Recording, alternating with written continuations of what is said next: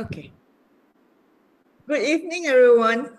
Welcome back to another session of webinar about Beating Hearts. I'm Dr. Betty Tay, the founder and the CEO of Beating Hearts. And I have here with great honor Professor Chan.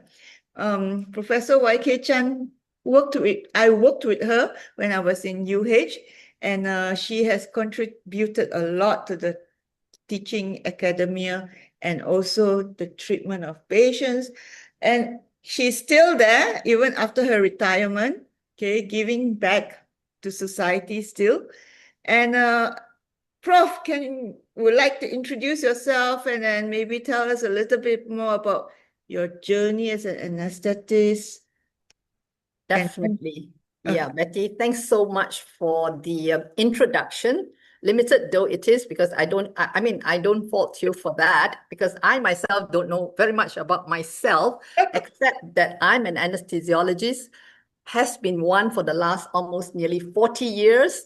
And I decided to major in obstetric anesthesia, where I look after 2 lives instead of just one. And in the last 20 years or so, have gone on to do other things as well. And that would include looking after the medical legal arena, especially when the lawyers come after me to help them decipher their cases, both from the plaintiff side as well as the defense side.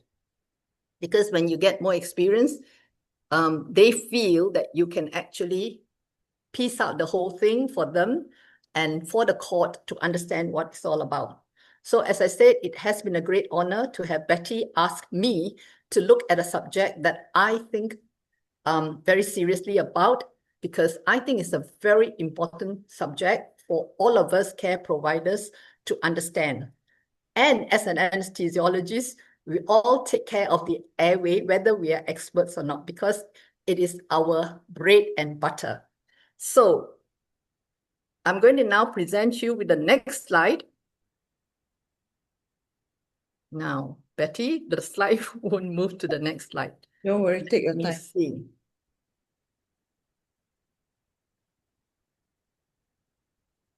Ken? No. This is incredible. Yeah. It is moving after all. Okay, this is one of my pet slides as well, a slide that I have shared even in court itself, because there are lots of us who think anesthesia is a very safe discipline.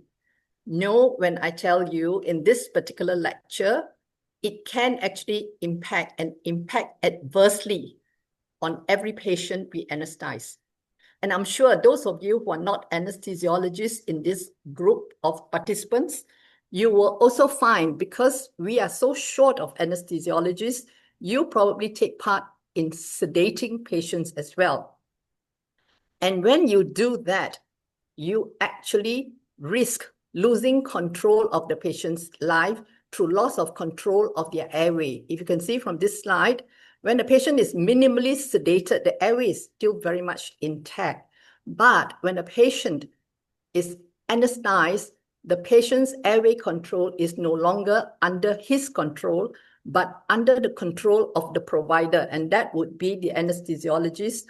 But if you're a non-anesthesiologist and you happen to be sedating a patient, there is no way you would know whether a patient is in deep sedation or has moved on to general anesthesia, especially if you add increasing dose of sedatives. So what exactly is the airway that we actually talk about?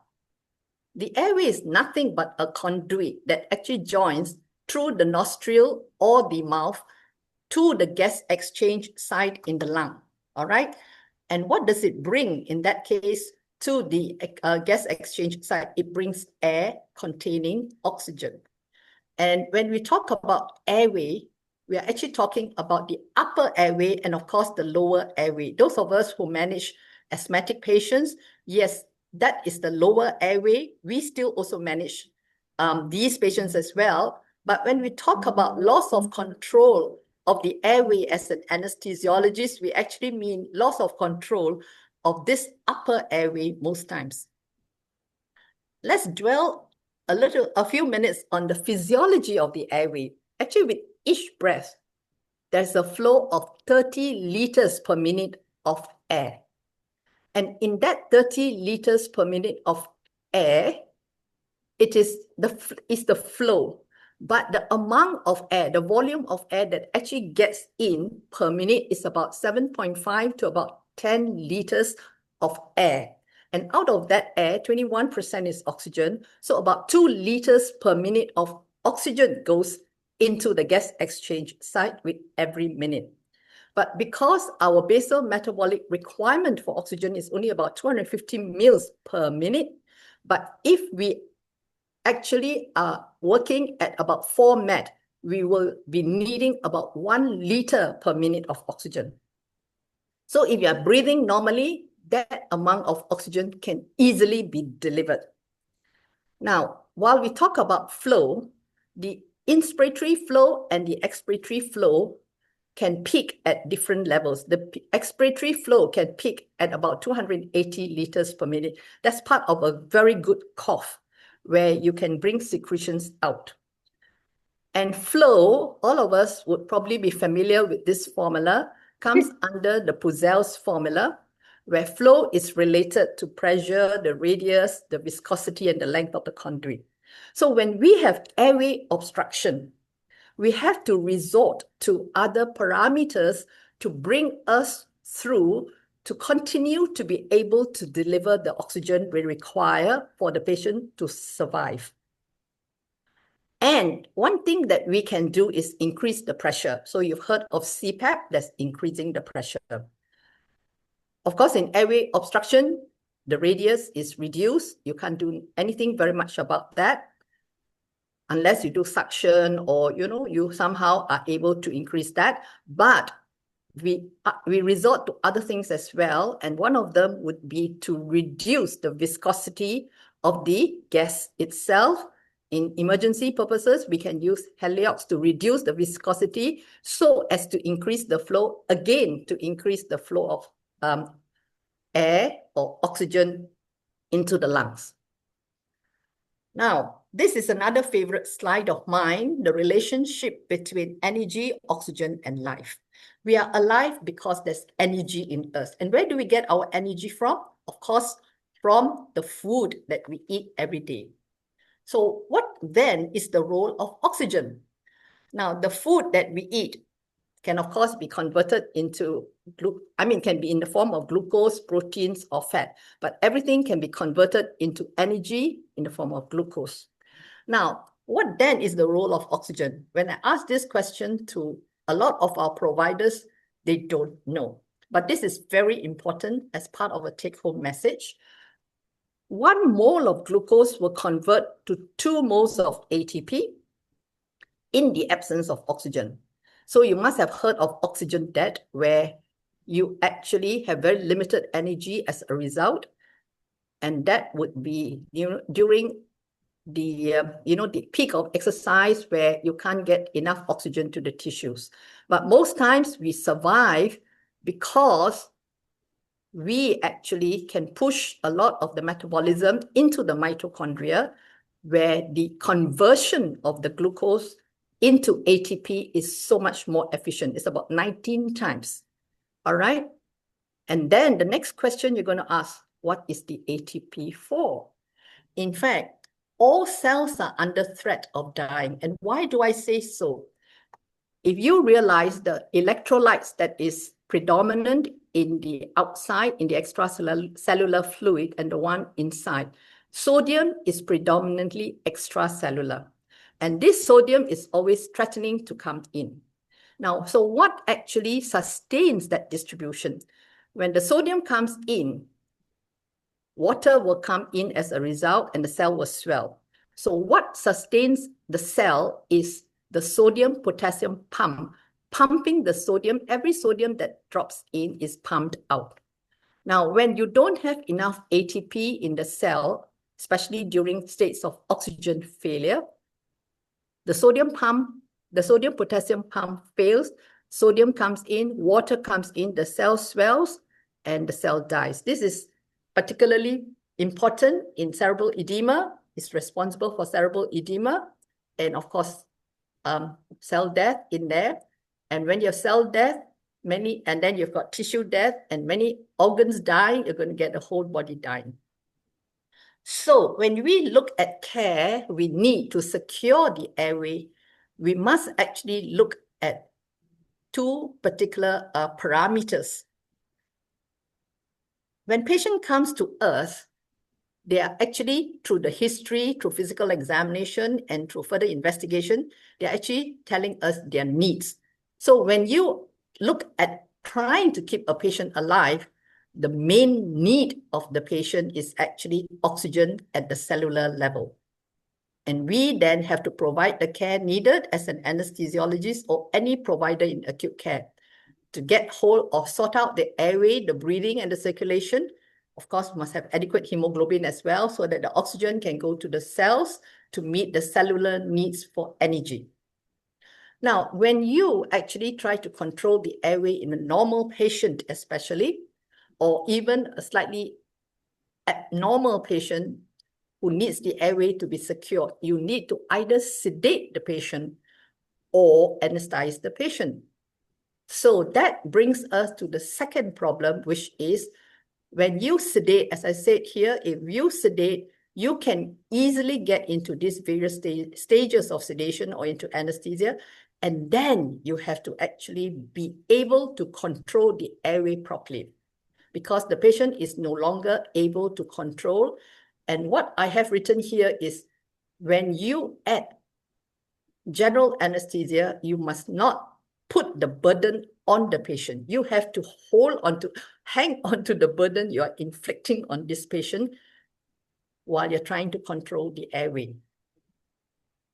So what happens when your oxygen delivery processes to the patients fails? So obviously, most of the time as an anesthesiologist, my options for oxygen delivery would be to secure the airway via the trachea, intubate, put the endotracheal tube in, even a laryngeal mask or whatever, into the upper airway to try to get a channel that will allow the oxygen to go in right to the gas exchange site when the patient is ventilated. If this process fails, my alternative would be to use the normal airway still, the airway that I told you about, which is the conduit, through what we call front of neck access. And I will elaborate a bit on that later. Or you get, as I said, you're trying to get oxygen to the gas exchange site where you actually interface with Betty's territory, which is the circulation. And you can actually do that by omitting the airway and the breathing, just going into the circulation through a venous bypass, which has got an oxygen delivery device as well. Or you go into the circulation via a cardiopulmonary bypass. Now, these are not as simple as you think it is. You cannot just say, oh, I want to set a 14 gauge and I'll be able to get the venous bypass. Not so. You need much more than that. Or a cardiopulmonary bypass. You again need more than that. So you have to be very prepared to get patients into that number 3 and number 4. I have done that too with a patient of mine with SVC obstruction, where we knew the trachea was going to be a problem, and we got the patient onto that kind of preparation. So when we do get difficulty with the airway and we know we can't get through into the trachea, the options would be, these are some of the things that we can do. You fail your laryngoscopy, so you fail your tracheal intubation, you may consider a supraglottic airway device, which, as I said, can still form a conduit, or you do another attempt, use a mask ventilation, but still, you may consider waking the patient up. But if there is no option of waking the patient up, because the patient is no longer wakeable, you've paralyzed, let's say with a long acting or whatever, you may get into a situation where you can't intubate, you can't oxygenate. You do what is called front of neck through a process called cricothyroidectomy, all right? And you can do it by either a needle cricothyrotomy, which I used to actually get all my obstetric anesthesia team have one you can actually access if you have got all well planned within about 2 minutes. Or you do what is called the surgical cricothyroidectomy. Of course, you must know how to do that as well. And this is how you're supposed to be able to do it with a scalpel, but you have to, again, to get all your things ready, because time is never on your side when you lose control of the airway. Because as I said, you don't have very much, there's no reserve of oxygen. And what happens when you don't have oxygen? As I said, the metabolism is such that you do not produce enough ATP through the aerobic metabolism, and you have to rely on anaerobic, which is really always providing very little or limited supply of ATP, and the cell starts to die. So this brings us to the 2 cases that came out in 2024 as part of some landmark judgment, where I was actually taking part as well as expert witness for the 2 cases, both on the plaintiff side, however. All right. And this case was that of Xiao Qingyi, where the plaintiff actually in the end at the federal court level received something like 4.5 million as part of the compensation for the brain damage that happened to him. So through the wife, what exactly happened was he actually had what do you call that? The operation, where the operation was actually done as part of a tonsillectomy in Subang Jaya Medical Center. And about 10 days later, he started what we call a secondary bleed. And it was in the early hours of the morning. They stayed in Puchong. So they did connect with Subang Jaya. I understood that they did. But somehow on the way, they diverted their journey, because apparently the patient started bleeding or vomiting blood, and they went to Columbia Asia in Puchong. So when they arrived, they were met by the emergency people. He was still conscious. There was still blood pressure, reading, and a heart rate. And what happened was, subsequently, the ENT surgeon and the anesthetist took him in. He vomited more blood. They described him as having collapsed. But somehow the anesthesiologist and the ENT surgeon managed still, through that collapsed state or whatever, to get a consent for proceeding ahead. So when I actually was asked to look at the case, I had to determine for myself whether the bleeding or the further bleeding would have killed the patient, or what exactly caused the patient to become brain damaged. That's exactly what the experts are supposed to do. Comb through the whole notes of the patient to determine the problem of the patient. So I particularly checked the bleeding part of the patient to figure out whether it was the bleeding that actually would have caused the patient's problem at the time of the bleeding itself on the day in question. Well, the hemoglobin just went down to about 10 gram%. And they actually anesthetized the patient at that stage. And all the patient needed somehow was just 1 bag of blood, all right? And the hemoglobin dropped actually from an original taken at A&E of about 13 grams to about 10 grams at the time of, at the end of the surgery. And also I looked at the whole thing as well.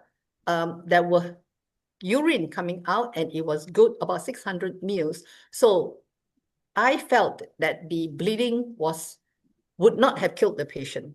All right, because I'm an obstetric anesthesiologist, I have seen how obstetric hemorrhage kills and nearly kills most patients. So what I actually then looked at was the care that was provided for securing the airway. This particular provider anesthetize the patient with no plan B to secure the airway. Remember what I said about anesthesia? It makes the patient lose control of the airway. Yes, the patient had partial loss of control of the airway when there was blood. All right, could the anesthetist have not sucked the blood? These were some of the questions that was raised. But giving anesthesia to a patient without plan B of a front of neck access amounted to not having access to the airway when you lose control after the burden of anesthesia was imposed on this patient. That was my conclusion. That was also the conclusion of the expert witness on the defendant side as well. As experts, we are supposed to be as unbiased as we can. We have to look at the signs of what happened. So my contention would be when you provide anesthesia before surgery, you have to have a good plan for the airway, for breathing, for circulation. And in this particular case, yes, it must have been very pressing for the provider to provide care, but still, there are many people around having a plan to determine how they can secure the airway, especially with an ENT surgeon around. And not having done it would be foolhardy. And that exactly was what was happening. The ENT surgeon also tried to intubate when he could have easily used the time to do a very speedy cricothyrotomy, just a cut the way we know where the trachea is, and we know where the cricothyroid membrane is. That may have really helped get oxygen in through a conduit through the membrane itself. Okay, the other case that I want to bring to your attention was the recovery of a patient following a general anesthetic. And this again happened with an ENT patient where this patient had a sinus operation, and the patient again was given anesthesia, but unfortunately, the anesthetic part of the patient was covered by two anesthesiologists, an older anesthesiologist who had given pre-med of diazepam 10 milligrams the night before and 7.5 milligrams of midazolam just before the start of the procedure. And then a younger anesthetist who knows about short-acting drugs, Tiva, and all that took over. So I'm not very sure whether he knows what has already gone into the patient. And unfortunately for this patient, the procedure finished about 8 something in the evening. And by about 9 o'clock, the patient was sent to the ward. Well, these are very dangerous times for any patient, because when you're talking about the 2 o'clock shift and the 9 o'clock shift, especially, it is very important to recognize these are dangerous times. And this particular patient was sent back to the ward. And again, I look at the state of the patient. And one of the comments made was the patient was still sedated, has been sent prematurely back. All right. So here would be my favorite slide, as you can see here. When a patient recovers from anesthesia, you can see that they go from the state of general anesthesia to deep sedation, where the airway may still need to be intervened if things are not going properly. That means the patient is not in control yet. And then it is only when the patient is minimally sedated, in a minimally sedated state, is the patient able to control the airway. So what happened was, by about 9:30, the patient has had a respiratory arrest. All right. So what was the burden that the patient had in him? Not only the poor recovery because of the 2 powerful drugs that I have already mentioned. When you give benzodiazepine, different patients act differently. All right, 24 hours or even less than 24 hours before he had been given diazepam, 10 milligrams. And then immediately before the anesthetic started, he was given another 7.5 milligrams. And there was a question of whether he was also given petidine, because I couldn't decipher that part, and I did mention that. But so we have this burden of poor recovery of the anesthetic. And on top of that, this was a sinus operation. Those of us who do sinus operation, you know what the ENT surgeons do. I know there are some ENT surgeons also in the midst here. They block the nostrils so that the blood does not, they cover the surgical site so as to tampen out the bleeding and all that. And patients are expected to breathe through their mouth. I have done this kind of operations. I have been called to the recovery, and the patient is not doing well. Not in this particular patient. Well, that's what I have seen in these kind of patients. The patients don't do well, the saturation goes down, and I have to wake the patient, hey, please remember to breathe. And I will only discharge once the patient is able to control the airway himself. So in this particular patient, as I said, he had quite a lot of burdens added to him without the providers realizing what we do as care providers. Not only are their need for oxygen not met, we have added burden to that needs of his. Giving him an anesthetic that he hasn't recovered from, adding the surgeon's packing onto the nose, which is our common way of breathing, and expecting the patient, a drowsy patient, to breathe through his mouth in order to survive. So in the end, he had a respiratory arrest, and his resuscitation was not adequate, and he suffered brain damage, hypoxic brain damage as well. So in summary, my request to you would be never be on the wrong side of the airway. Have to know that much about the airway, all right? I'm happy to share my slides. If you need it directly from me, you can get my email address. So whatever your discipline, I know some of you would be from the pediatric side, ENT, whatever. The airway is the beginning of the conduit to oxygen delivery to the cells. Please understand that.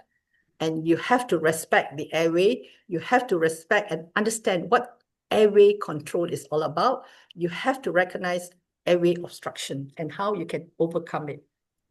And when you sedate or you anesthetize a patient, you are actually adding burden to that control of the airway. So when you do sedation or anesthetizing the patient, you have a duty to make sure that that control of the airway is safely back on the patient and only given back to him when he's ready to control. And one of the things I tell my nurses when I was really at the peak of making sure everybody is safe would be, you cannot leave the patient. And the most important thing, ask them to cough.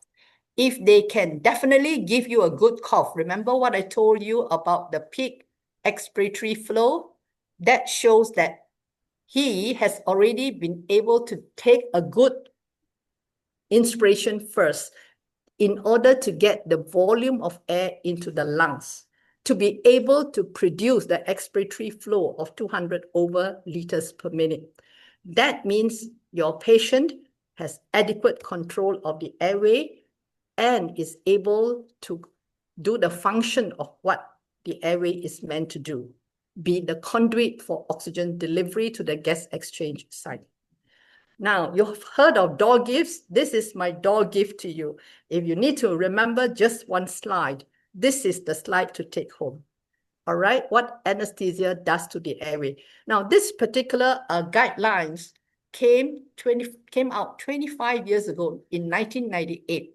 And what I have here is the 2002 version, but this table has never changed.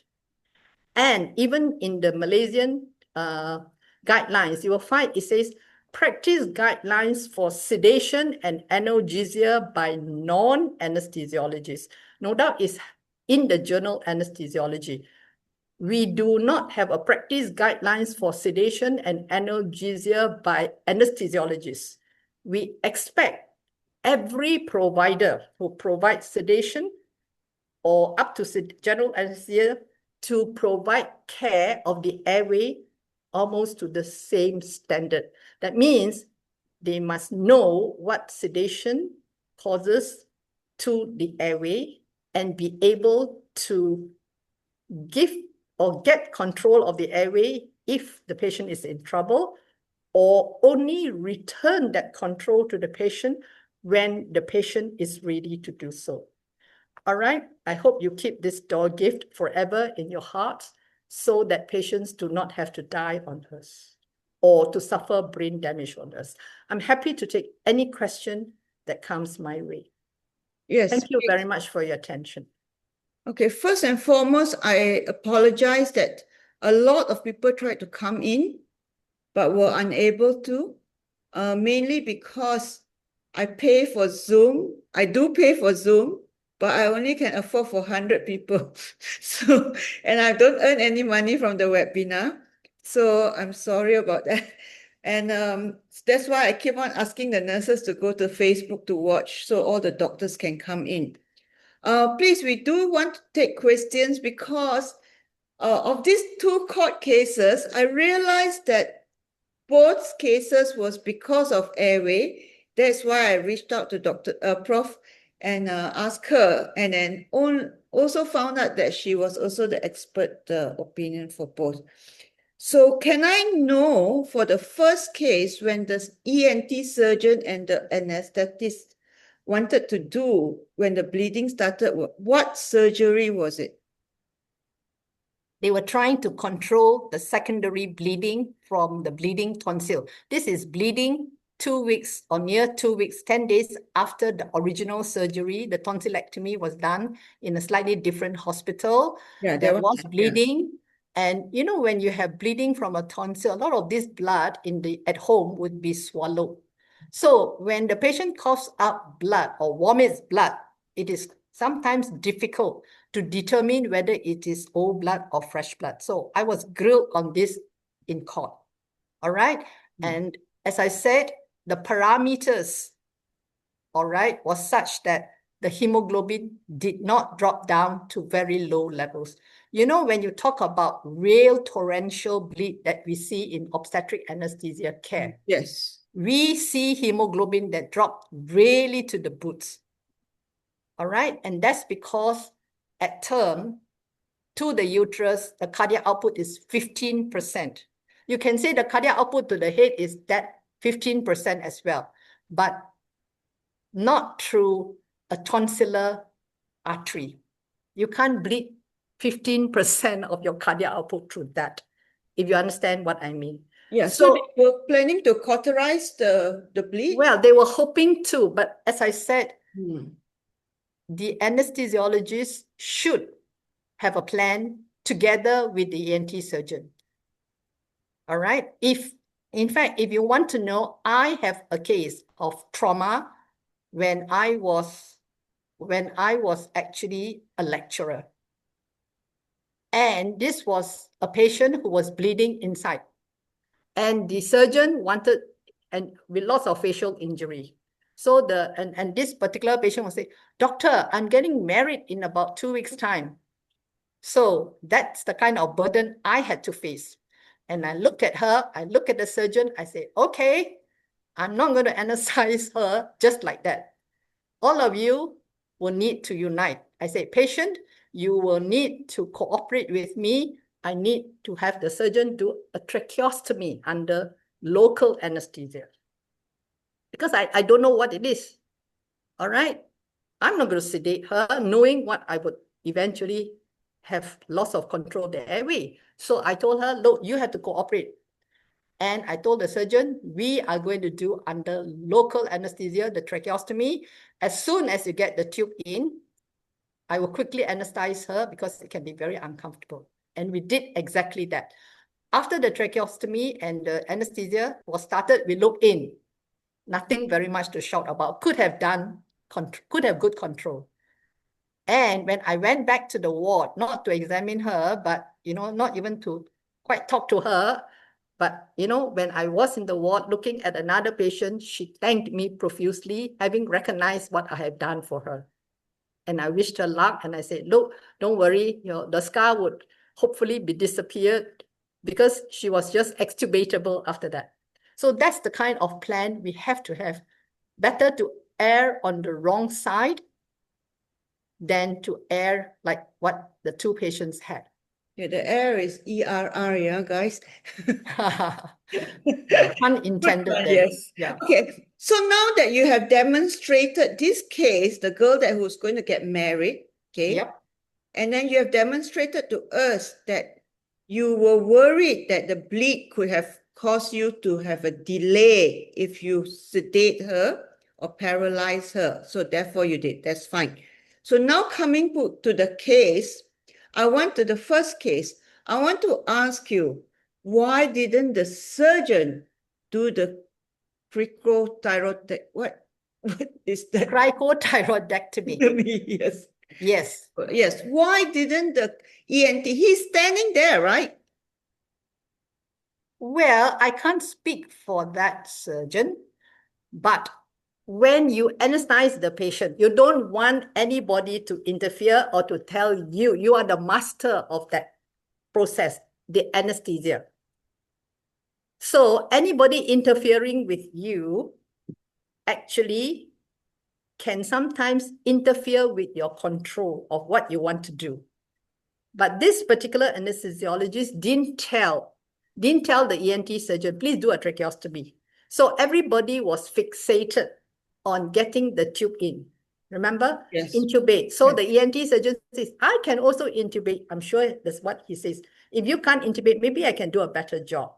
So they were all fixated. Well, you may laugh at this, but you know, the very, very famous story, that happened to a pilot's wife was people were telling the care providers there, some of them more senior, the providers were more senior than this nurse and, you know, who was trying to tell them what to do and all that.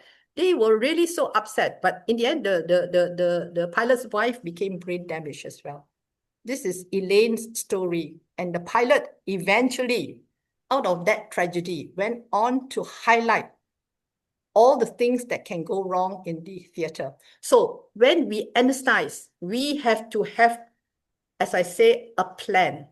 I always trade because we are doing what we call, as you described it, high-stake processes that can threaten a patient's life at all times. As I said, everybody thinks anesthesia is so innocuous. More probably 1 in 100,000 patients die as a result of anesthesia. We've made it so safe because technically we are very good.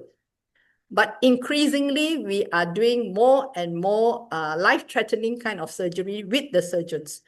And if we don't have adequate skills to think along in this kind of lines, as I have flagged, we're going to get increasing numbers of patients having suffer our inadequate skills. So, and you know, time is of the essence. So if you don't, you know, even the cricothyrotomy, you can do it within 2 minutes if all your equipment are there, if your skills are there with you as well. As I said, we used to have that needle cricothyrotomy set in the theater, and we even put everything together, and we put a sterile syringe of 14 gauge nearby because that example is a used syringe and a used cannula already. We don't want to put that in, so we want to put a new sterile one. So it's all ready over there so that you can do it within the 2 minutes when you lose control. So all this was not done in the sense that nobody will touch the patient. The anesthesiologist is on control. If the anesthesiologist doesn't shout, if everybody is fixated, that's where the problem begins. Okay. We have question from Dokwiti. Dr. Jager says, as a GP, what's your advice of using tramadol injection at a GP clinic? I have a very bad experience with tramadol injection. It works as an analgesic, but does it have sedative effect too?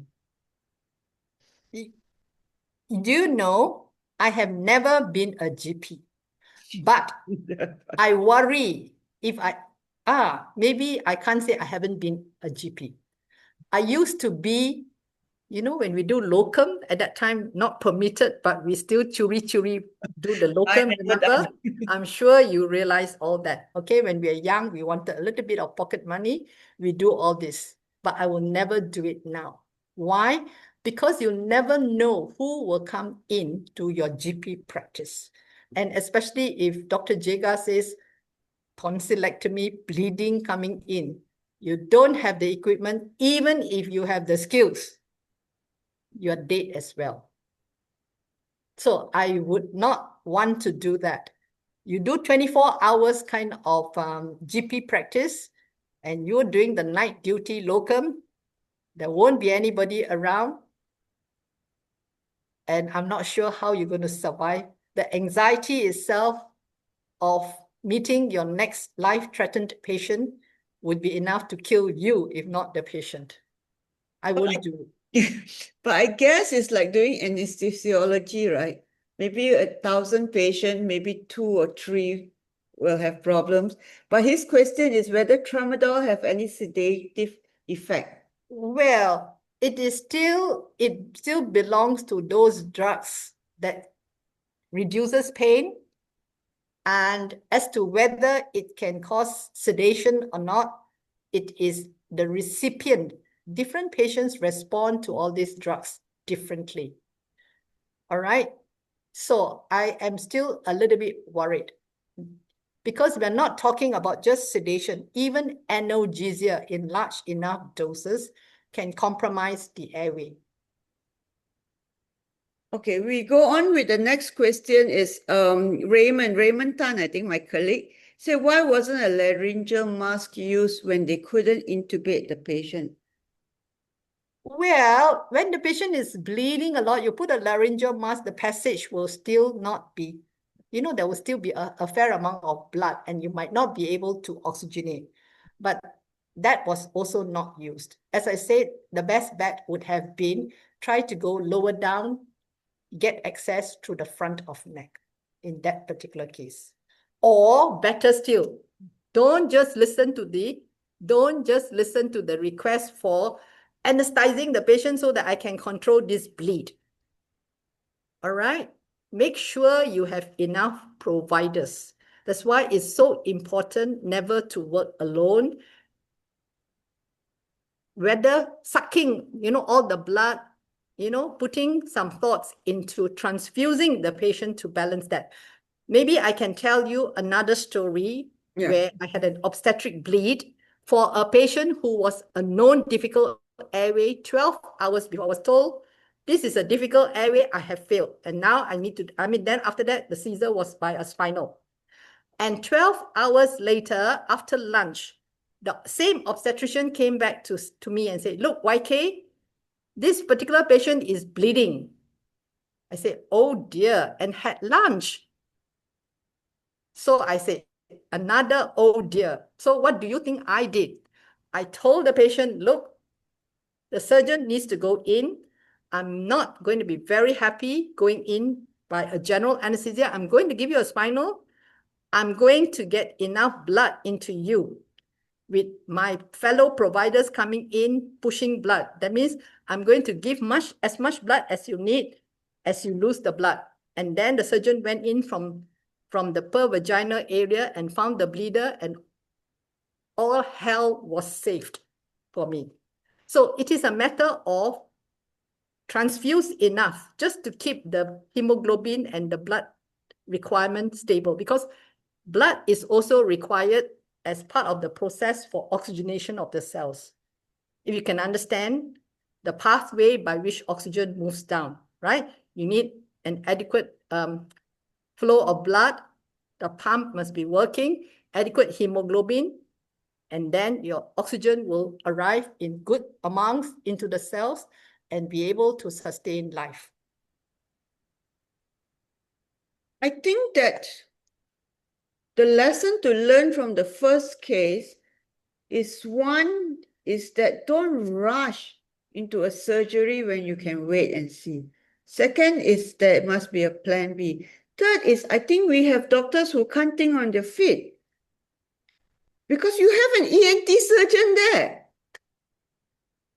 Right, they are so fixated on trying to go in through this conduit all the time. They're only thinking of that. You're absolutely correct. I think they panic. Well, the thing is, as I said, this was, we will say in the early hours of the night where only 2 doctors were there. And it is not easy when you are not focused, when, when you do not have your plans, and every, shall we say, patient center where delivery of care is likely to put you in this kind of situation, you have to have your plan B almost ready. As I said, when I was doing obstetric practice, we were using we actually put the cricothyrotomy set almost all ready to be connected if we need to, so that we do the needle cricothyrotomy as a means of securing the airway alternative to our tracheal intubation. No, let's say somebody is trained by you, Prof. This thinking, even never used before, will already strike the mind. If every time it is there, okay, it's like built into us. Okay. Well, it is built. If Yeah, you that's want to right. know, if you want to know, Yes. know all this building of concepts, when you train them enough, they will have plan B. In fact, once I actually remember doing a critical care round with some of my trainees, and they were looking. They know that plan B is not going to work, plan C is not going to say, bro, what about plan D? So they were kind of extracting it out from me. Yes. It makes me think, wow, I've really trained them so well that they're trying to extract plan D from me as well, because we've worked out plan B may not work, plan C may not work. Just like as I told you, this particular patient with SVC obstruction, we knew that if we even if we could intubate the patient, there is no way we might not, we might lose the ventilation part, because the trachea might be compressed lower down. And we have, in fact, in my early days as well, I've seen one patient with SVC obstruction. I was very junior at that time. We didn't recognize it, but it was not my case. But this particular patient, they intubated, but they couldn't ventilate. So my patient, the obstetric patient with SVC obstruction, we plan all this and we say, look, cardiac surgeon, please, we need you to put the patient on bypass. We're going to do, we did the patient under regional, so we're not going to touch the airway. But we say, if the regional does not allow us to take the baby out through the cesarean section, we may have to consider general anesthesia as my plan B. Now, plan C would be, if we can intubate but cannot ventilate, you are going to get us into this venous bypass. So that was our plan C. So all this is not, you can't just pluck it out from thin air and say, oh, I'm going to plan C now, without planning plan C and putting it there in person. Okay, we need to bring you back for a talk for plan C and plan D. Yeah, we need to give, yeah. Okay, so we go on with the question. Christine asks, my son is going for arthroscopic kidney. Okay, which would a safer? I think this. Don't let me frighten you about Yes, anesthesia. right. Anesthesia is still very safe. Yes. If you have a thinking, well-trained anesthesiologist. Now, sometimes if you feel very shall we say unsafe, because this is your only son, very, very precious. Okay, all children are precious. Anyway, you can tell them, can I ask for a second anesthesia? I did that, in fact, to one of my anesthesiology colleagues just recently, because when I looked at the whole thing, this was a friend of mine. He came and asked me, he says, YK, I'm going for this. I've seen this particular anesthetist, and he will talk to you. So he talked to me and said, oh, do you know this patient has got additional problems? Why don't you do this? I know it's going to be in the middle of the night or almost evening. Number one, take this patient and do the patient earlier so that there'll be more providers around. And then I said, look, we need a second anesthesiologist who is just as well trained as you, if not better, so that 2 people, 2 heads can definitely make for a better outcome. And he did. And my friend was so grateful to me. So now can you understand? You have to do all that. There is no such thing as, should be able to, because a life is very precious. In fact, the 4.5 million can never make up for that lost family life the two patients had. Okay. I think there's a lot of anesthetists here, but remember this phase because I have had a lot of surgery and all my anesthetist friends and colleagues said I'm very difficult to intubate. So Wow, no wonder you're so beautiful. You've got I a got lot of things stuck into you by the surgeons, and you're giving the anesthetist a hard time. so it's not my fault. Okay, Prof. Chu Ling Tong said, "Hi, Prof. Long time no see. Yes, post-tonsillectomy bleeding, which occurs 3 to 10 days later, can be torrential. The scab falls off and the tonsillar bed is sitting on top of the 4 branches of the external carotid artery. The artery bleed." Okay, so it's a statement. Okay, thank you very much for this statement. So my next question is, which I don't think a prof is able to answer, but my question is, why didn't they sue the primary ENT doctor, or the ENT doctor was also not liable for the first case? Correct me if I'm wrong. Well, who they sue is not my prerogative That's to right, I know. actually incriminate. You must know what an expert witness does. An Okay. expert witness is not the one who calls all the various people. Yeah, I I'm understand. just Prof. called to actually look at the care from the perspective of an anesthesiologist. You probably should ask the lawyers why they didn't sue. But anyway, from what Prepa said to you in the last session, I'm not sure whether it's through equity. Yes, the one with Man Mohan, where they say the anesthesiologist is in control of the anesthetic once the anesthetic starts, and the ENT surgeon will never interfere unless called to. So I said, the agreement should have been planned right from the start. If you don't have this plan, the ENT surgeon cannot do that. See, like when we have a difficult airway, there's a difference between a difficult airway and a failed airway. Do you know when you have a difficult airway, the definition is when you fail to get into the airway twice and you are a competent intubationist. You have to declare the failure. That means I say, okay, folks, I can't get the airway in. I have got a failed airway. As long as you don't alert, people don't know what the state of the whole thing is.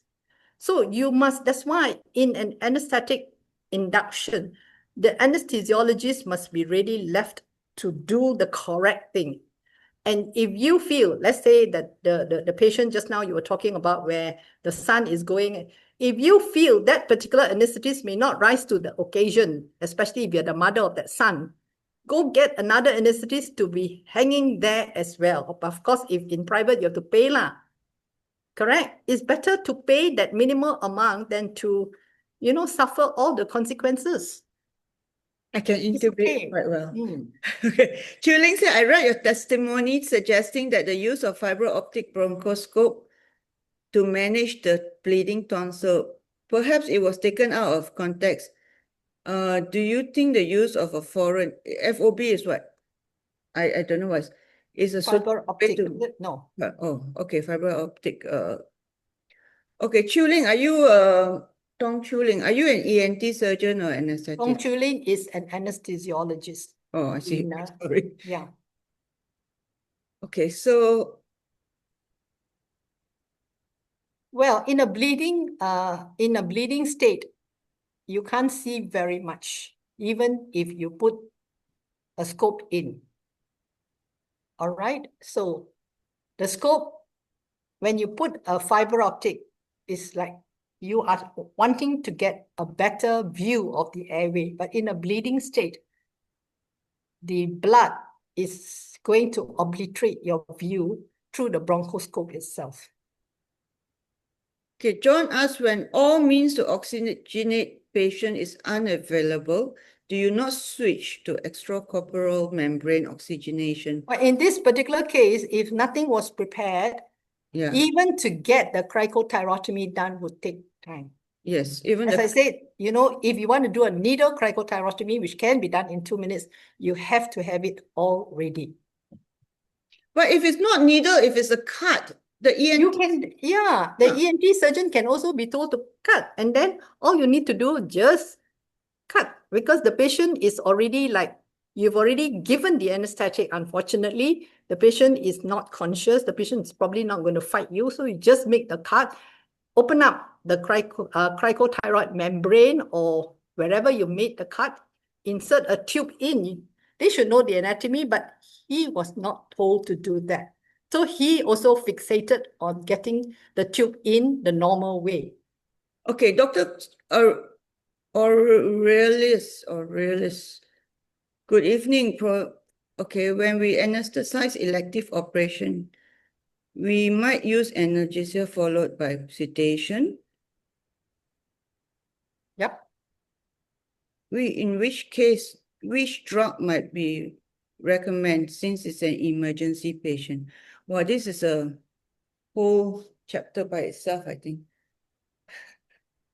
Okay, I think one other thing about this case is that we may be able to practice very well in elective cases, but many of us are not, as a person and as a doctor, cannot prepare for emergency, cannot prepare ourselves for emergency. So we need to reflect on ourselves. I feel, you know, how well we act during times where we don't have much time. I think that is a very important thing that I like to highlight, not just for anesthesiologists, but for every doctor out there. You need to be always able to, you know, think on your feet, you must be very reactive to all. Especially, you know, especially when you deal with acute care patients. That's right. So because GPs are very... You know, you must never, you know, anesthesia is 99% boredom and 1% inspiration, or you know, you're in that state where you lose adrenaline when there's rush, a lot of adrenaline rush. Yes. So we must never get into that state. So as I said, I feel safe when I'm in trouble, I can get help. But of course, you must know that you can always get into trouble. I have had patients turning blue as well on me. It's not as if I haven't. So you remember CPAP, you remember all the things to bring the oxygen up.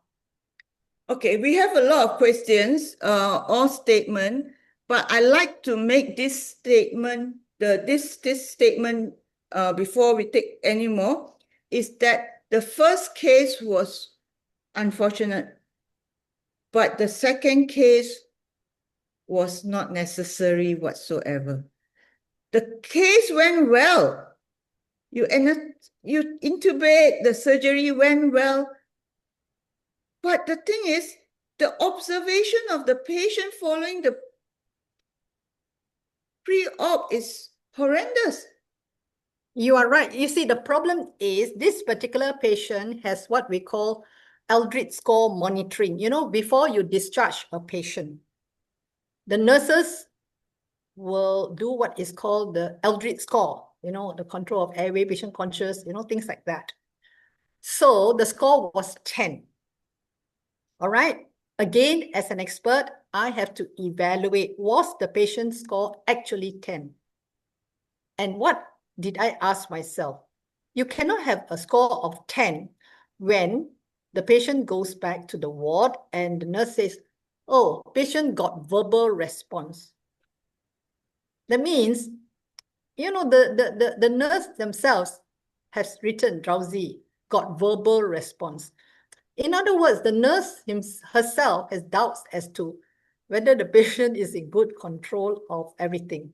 But how about the saturation? Don't they mark the saturation? Well, in the end, when the patient was in the ward, the patient saturation and other monitoring were not quite there. Oh, exactly. Exactly. And the patient was, because it was a VIP patient, it was a private patient. The patient was in a single room, unfortunately, only with the wife. Yeah, this one, the second case is inexcusable. It's really okay. So we go. Okay, we don't have much time already. It's 10 o'clock. Okay, Dr. Gunalan said torrential tonsil bleeding is very different from an obstetric massive hemorrhage. I agree to that, and I think an obstetric massive hemorrhage.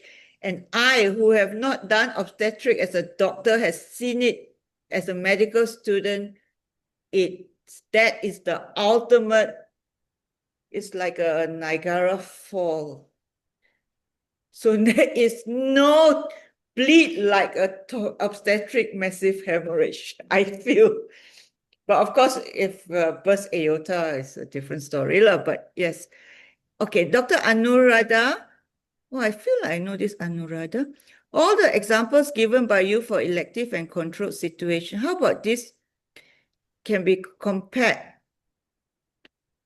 How can this become at all be compared to a stressful situation done after office hours? Yes.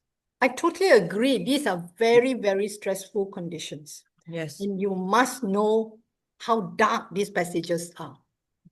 As I said, what gets us through a lot of these dark passages is to have an understanding of the dangers that's lurking and really be prepared in terms of equipment, in terms of even personnel we can get through to help us, and even standing up to the surgeon and say, look, like the one that I said, already 12 hours before cannot intubate, now got lunch on board.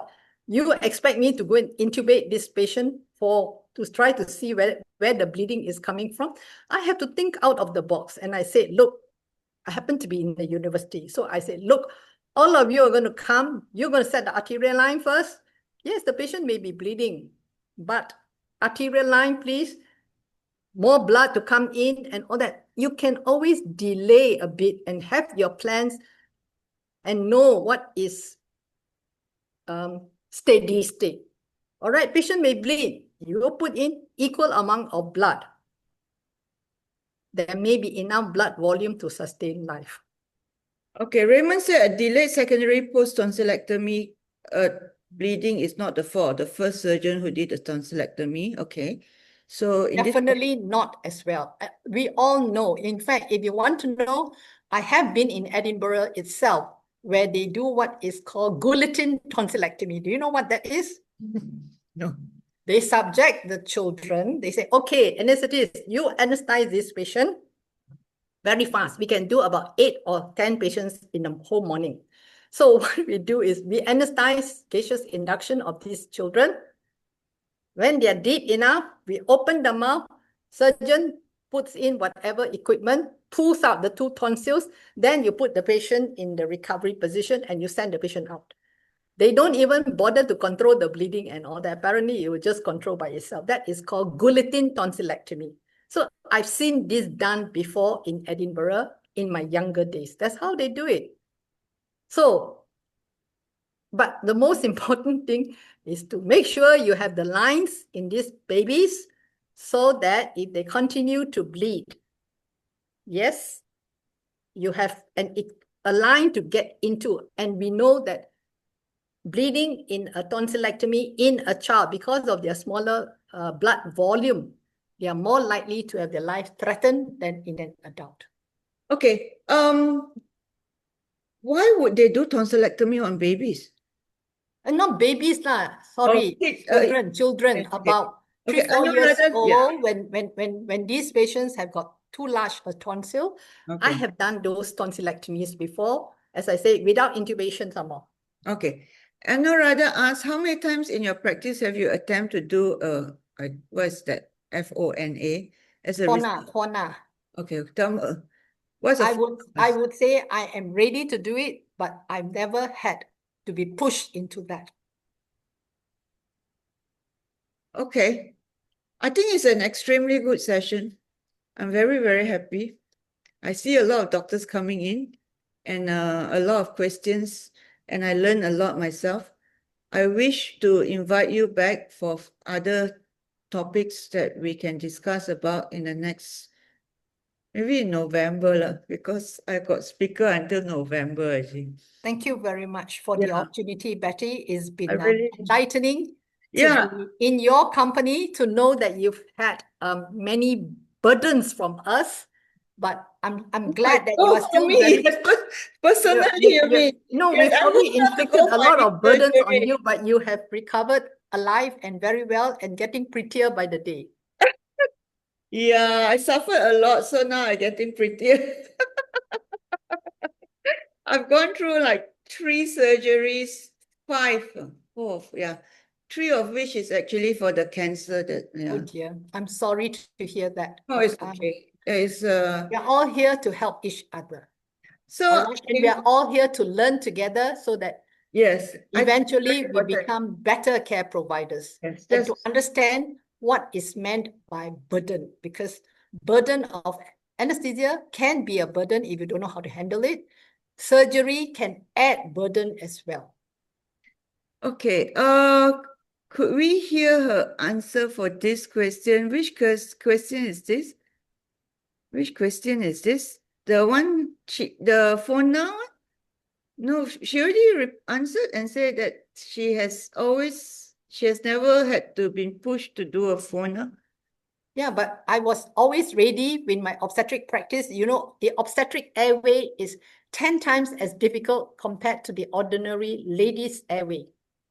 And if I may share, before all this, shall we say, difficult airways and everything became such a huge problem, I myself, you know, in the earlier days where we only have one medical officer with one lecturer on call, I have had 5 difficult airways where the patient was blue before pulse oximeter was noticeable, was in our practice. Seeing the patient blue in the obstetric patient. Oh my God, you mean? Yeah. You mean there was a time when 40 years. That's what you go through. 40 years, difficult airway. And seeing the mother going blue, struggle like mad, managed to get in, just give oxygen now. And then obviously haven't gone to the stage of cardiac arrest, but the only thing that, you know, as soon as the anesthesia surgery was done, you just tell the patient, what's your name? What's your name? Are you all right? If the patient can answer you appropriately, you can you can go back. You can go back and sleep. Yes. Oh my God, it never struck me there was a time without oximeter. Yes, 40 years. Pulse oximeter only came out in the late 80s to early 90s. So last time we used to see colors, you know. Can you imagine Indian patient? Color blue, not easy.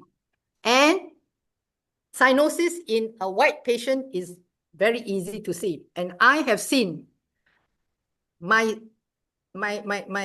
senior was inside the induction, inside the theater, say, okay, you go start this baby. I did. And I thought, wow, I want to anesthetize quickly, put the patient on high dose of volatile agent, white baby turning blue. That time, no monitor in the induction room, you know, just induction, patient, baby stop breathing, turning blue.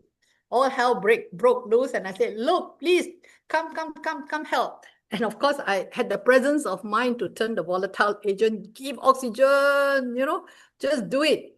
And the patient survived. I survived the ordeal, patient survived the episode.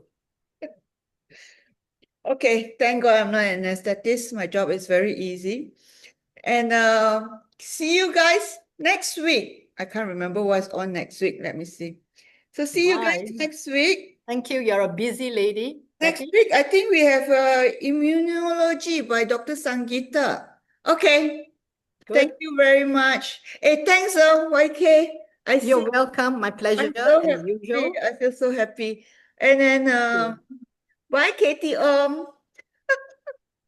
If Bye, you Katie Ong. I know you as well, Dr. Katie Ong. bye, guys. Bye. Bye, everybody. Thanks. Bye, Bye. Prof. Bye, Dr. Betty. Bye. Thank you. Thanks, Prof. Thanks, Betty, I'm so for happy. the opportunity. I really am so happy when it's turned out to be such a great talk all the time. Thank you. Thank you. Last week also we had a medical legal talk, which turned out very well. Good. I'm happy for you. Okay, keep the learning going. Okay, I speak to you later. Bye. Bye. I will Bye. try to get a session of you.